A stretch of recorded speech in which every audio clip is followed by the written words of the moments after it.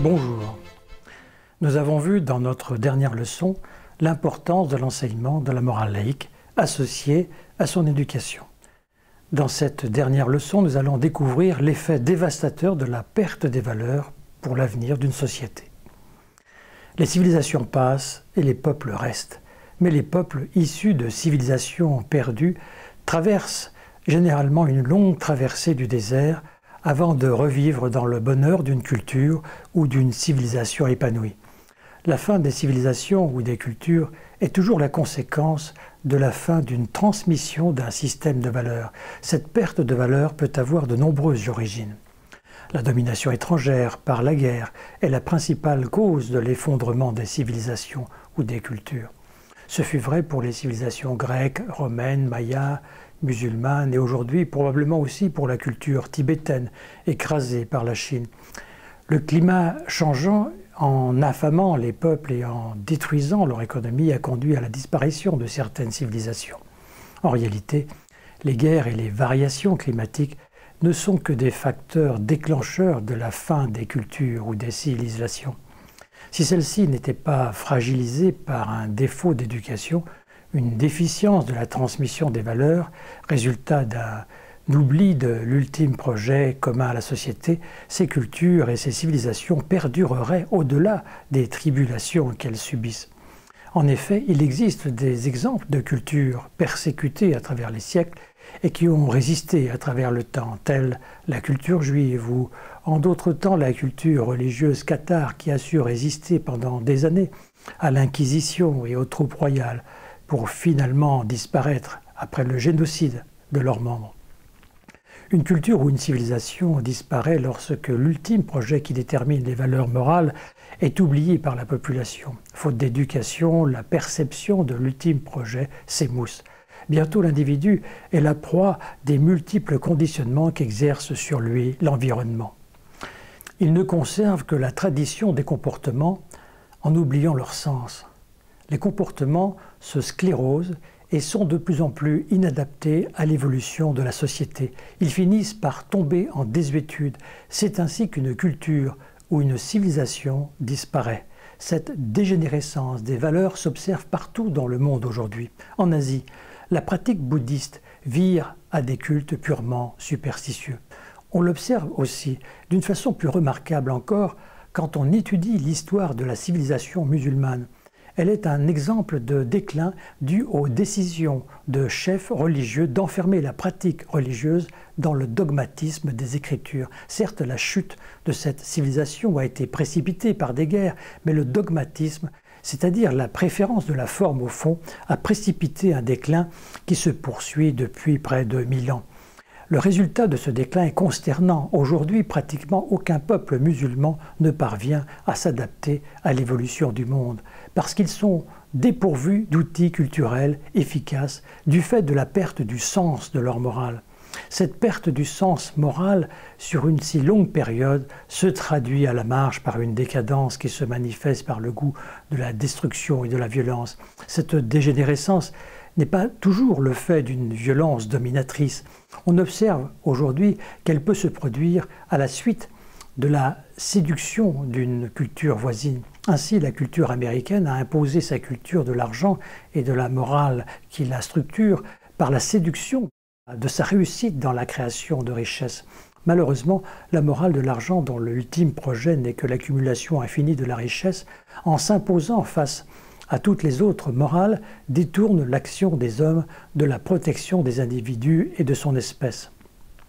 Les crises que nous connaissons aujourd'hui sont les signes avant-coureurs de la faillite de la morale de l'argent et de la culture qu'elle a créée.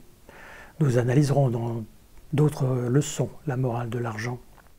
Que ce soit par les invasions, le dogmatisme ou la séduction du veau d'or, le résultat est le même. L'ultime projet est oublié et avec lui les valeurs de la morale qui en découlent. Faute de gouvernail, la société part à la dérive et se dissout dans des cultures inquiétantes. La France est malheureusement un exemple de ces pays à la dérive. La France est en déclin. On peut parler de déclin car l'origine du déclin est objective. Il se détermine et se mesure par la faculté des peuples à s'adapter. Les biologistes vous le diront, les organismes vivants qui ne s'adaptent pas dépérissent et disparaissent. Les Français, faute d'éducation, ont perdu la capacité d'adaptation. Ils refusent systématiquement les réformes qui permettraient à leur pays de s'en sortir. La France est une des 10 premières puissances du monde et ce n'est donc pas faute de moyens qu'elle s'enfonce dans l'échec. L'adaptation est une capacité qui s'apprend. Elle est le résultat d'un certain nombre de qualités transmises par l'éducation et l'enseignement. En France, on considère que l'éducation est une affaire privée. Ainsi, seules les familles bénéficiant d'une bonne tradition morale transmettent cette culture à leurs enfants. Ces familles sont de plus en plus rares. Bon nombre de parents, faute de temps et surtout faute d'avoir eux-mêmes été éduqués, ne transmettent pas de morale à leurs enfants. La faute en revient à une élite intellectuelle qui a décrété que la morale était subjective, ce qui évidemment interdit son enseignement dans les institutions publiques. On constate ainsi un effritement continu de l'autorité des adultes sur les jeunes générations. Les valeurs manquent de visibilité. L'autorité, incapable d'être l'affirmation de certitudes éthiques, est battue en brèche par la revendication de la liberté, par des jeunes exacerbés par l'idéologie libérale sauvage. Les adultes sont tiraillés entre l'intuition de la nécessité de faire respecter certaines valeurs traditionnelles et la permissivité que suggère la notion actuelle de la liberté. La définition de cette valeur fondamentale qu'est la liberté, absente du contenu de l'enseignement et de l'éducation, s'impose par la seule pratique coutumière d'une culture modélisée par la morale de l'argent. La perception empirique des valeurs traditionnelles face à la rationalité des valeurs libérales jette le trouble dans l'esprit des adultes, fragilise leurs convictions, ce qui contrarie leur désir d'avoir des comportements d'autorité clairs. De leur côté, faute de reconnaissance de leur statut d'élève à initier, les jeunes profitent du désarroi des adultes pour affirmer leur propre autorité. Une affirmation d'autant plus aisée qu'elle est soutenue par la publicité qui les valorise aux dépens des adultes. L'enfant est ainsi utilisé par la publicité comme cheval de Troie dans la famille. En sapant l'autorité parentale, la publicité s'allie avec les jeunes au détriment des parents. Les jeunes avides de reconnaissance jouent avec les seules règles de vie qu'on leur propose, celles des médias. La valorisation par l'argent entretient un conformisme qui est un obstacle supplémentaire et difficilement surmontable par l'autorité des parents et des éducateurs. Le déclin de l'autorité des adultes provoque un désordre et une instabilité des sociétés. Il développe un sentiment d'insécurité qui prépare le terrain à un retour à un ordre moral obscurantiste.